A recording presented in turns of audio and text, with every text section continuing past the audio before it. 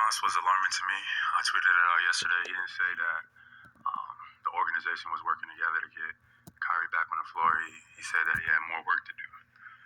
And our society has more work to do, including Josiah. And it's 2022. It takes 10 minutes of time to see who, these business owners, corporations, etc., who they're associated with, who they're doing business with, who they're affiliated with.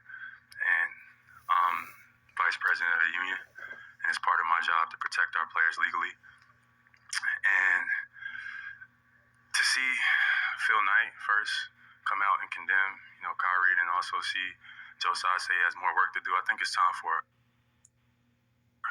a larger conversation. And Adam came out and said a statement that he doesn't believe Kyrie Irving is anti-Semitic, yet he's still suspended indefinitely. So those are my thoughts. So what do you think the reaction should be with him if that's not the way to do it? Like what should be the response? I said this before. I think it's uncharted territory. I think it's no distinction between what somebody says versus what somebody posts. And I guess that's what they're trying to figure out. The terms that the Brooklyn Nets instituted for his return. I voice, my discomfort. Some of our players, some people in the media voice some of their discomfort with that. And, we've yet to hear, what is the latest with that situation. It's still an indefinite suspension. He's already missed 5 or 6 games. So, how many games is he going to continue to miss? Is it another situation going on there? Is it a larger situation going on there? Is another conversation that need to be had?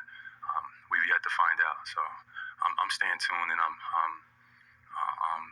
keeping my phone on to just see what is going to come of this situation. So this question as a part of the executive committee, do you have concerns about the parameters that were set up for his return to play, as far as just creating a level of steps of things that have to be fulfilled? And do you think that's something that needs to be addressed in discussions over the next collective bargaining agreement? Absolutely. I don't think we've ever seen anything like this before in our league. So to say that this is what is needed for somebody to return, we just thought that was excessive. Players thought that was excessive. So I'm not sure if that's going to be something that would be a CBA negotiation point or talking mechanism. I just know that there's sensitivity, on both sides that need to be addressed. And I'm looking forward to the union and the NBA and the Brooklyn Nets coming to a solution in the near future. And I know that there's been a lot of support for Kyrie's character and things you mentioned, like Adam saying, but obviously it took him a while to be willing to confront the issue that people have with the content he shared and apologize for it. So considering that the way that he handled the situation seemed kind of uncharted, is it reasonable for organizations to try to at least find some sort of way for the player to kind of demonstrate contrition when they feel like the player's not doing it in a way that the public will accept? I'm sorry, what's your question? So the question is, was it, even though you have issues with the way that the parameters the Nets set out, is it fair for the Nets to try to create some sort of, way for him to satisfy everybody's need for there to be an apology that they feel is sincere? I'm not sure how to answer that question. I think you are asking for a need to satisfy the common public, and I'm not sure if that is something that Kyrie is looking to do. I don't think he meant any harm by posting it. Obviously, it came off as insensitive to a lot of people, but Adam came out with a statement. He doesn't believe Kyrie Irving is anti-Semitic. Josiah came out and said a statement that they don't believe he is anti-Semitic. Those were their words. So he's already apologized, formally through his IG post. He said he supports all walks of life, etc.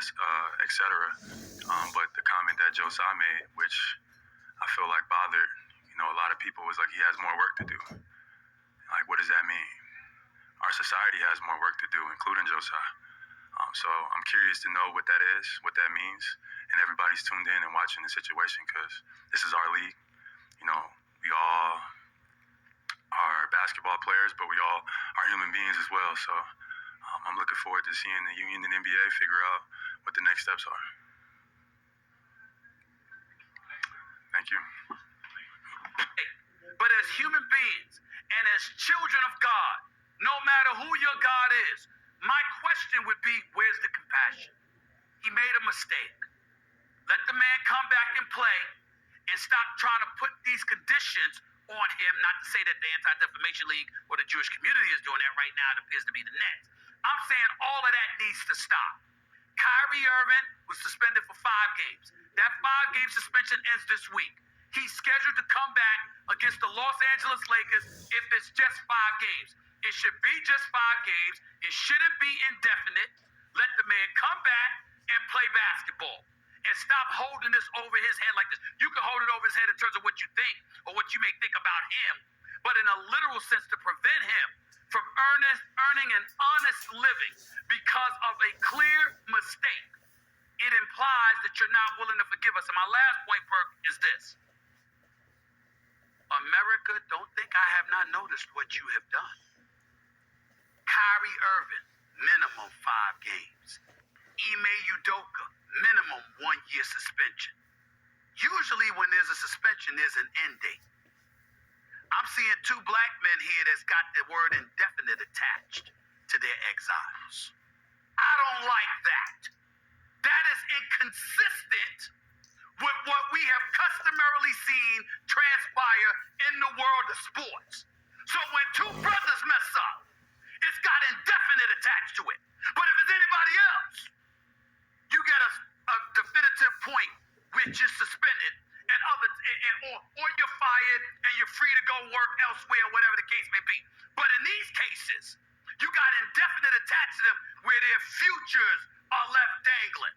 What are y'all trying to say? I thought we were listening. I thought black people were going to be heard. I thought our frustrations that come reeking through the screen and beyond was finally being absorbed and listened to with the level of sensitivity various communities throughout the United States just a couple of years ago said we spent decades, if not century, not paying enough attention to. But suddenly this stuff happens and here we are again. Let Kyrie Irving back. Let that man play. He comes back, he issues his apology, he goes back to playing basketball because that's what you would do for anybody else. As black people, we need to stand up and demand you do that for Kyrie too. We ain't supporting what he did. We're not saying he didn't make a gross error, but forgiveness and compassion is supposed to be a part of who we are. Let's not forget that when it comes to this brother.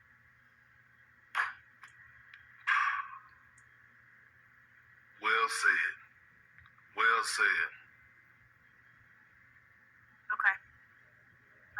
Stephen A. so well said. I didn't know if Kirk wanted to say something there, and I think it was so poignant, your point about forgiveness, right? Yes. Because if we want to be forgiven in life, we need to forgive others.